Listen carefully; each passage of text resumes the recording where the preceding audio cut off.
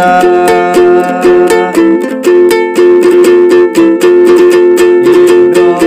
Indonesia tanah air beta, pusaka abadi nan jaya.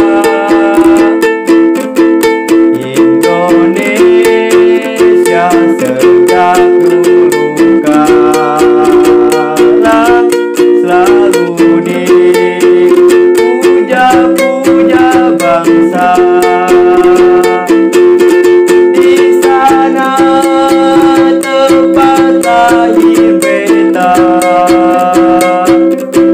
dibuai dibesarkan bunda.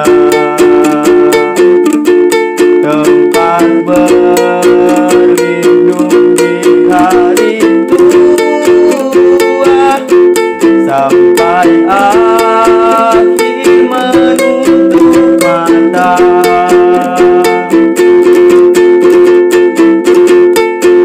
Proklamasi kami bangsa Indonesia dengan ini menyatakan kemerdekaan Indonesia. Hal-hal yang mengenai pemindahan kekuasaan dan lain-lain diselenggarakan dengan cara seksama dan dalam tempo yang sesingkat-singkatnya. Jakarta, 17 Agustus 1945. Atas nama bangsa Indonesia, Soekarno-Hatta.